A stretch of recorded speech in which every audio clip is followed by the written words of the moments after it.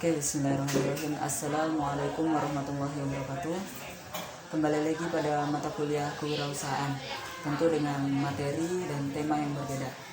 Pada kesempatan kali ini saya akan membawakan materi atau tema tentang motivasi, teamwork atau kerjasama, serta tentang negosiasi. Baiklah, langsung saja kita masuk ke materi yang pertama, yaitu tentang motivasi. Motivasi merupakan suatu keadaan yang menyebabkan seseorang untuk melakukan suatu perbuatan atau aktivitas untuk mencapai suatu tujuan. Motivasi yang terdapat dalam individu akan terrealisir dalam suatu perilaku yang mengarah pada tujuan yang diinginkan untuk memperoleh kepuasan. Lalu apa sih motivasi berprestasi itu? Motivasi berprestasi merupakan dorongan yang berhubungan dengan prestasi, yaitu menguasai, mengatur lingkungan fisik atau fisik, mengatasi rintangan dan memelihara kualitas kerja yang tinggi, bersaing melebihi prestasi yang lampau dan mempengaruhi orang lain.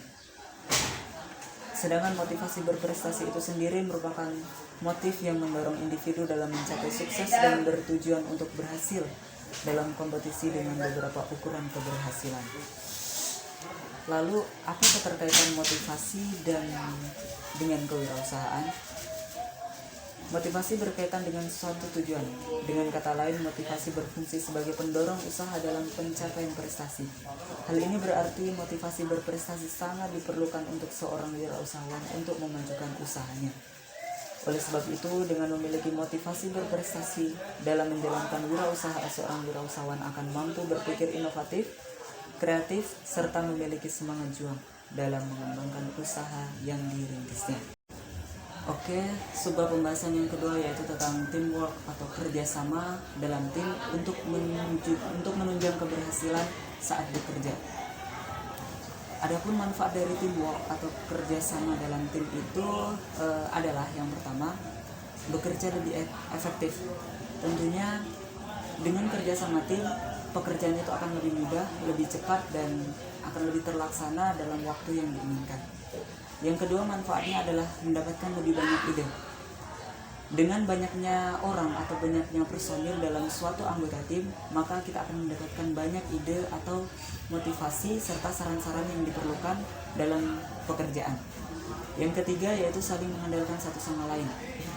Kita tahu bahwa sehebatnya kita mempunyai hard skill atau soft skill dalam bekerja, kita tidak akan bisa bekerja sendirian.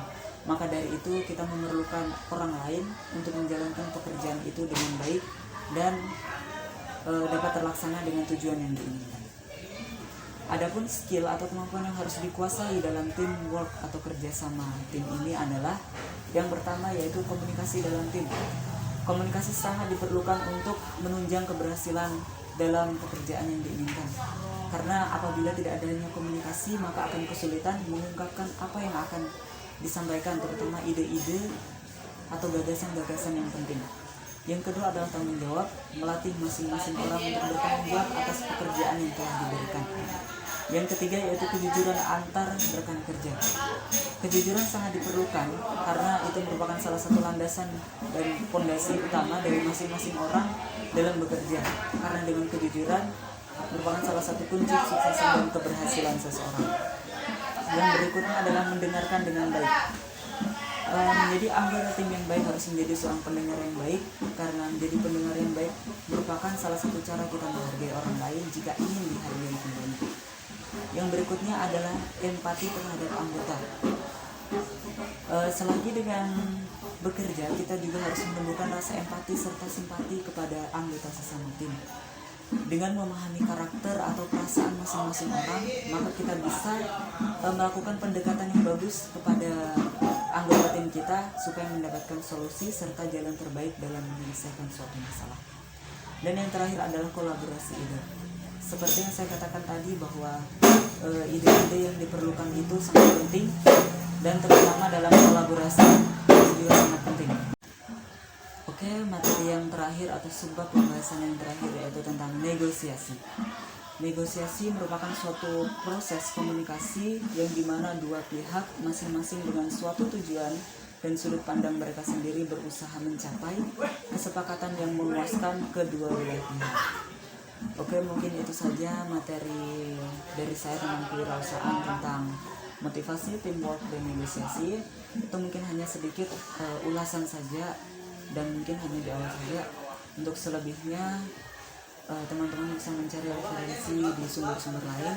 Mungkin hanya itu saja yang dapat saya sampaikan. Lebih dan kurangnya saya mohon maaf. Wallahu muwaffiq ila aqwamit thoriq.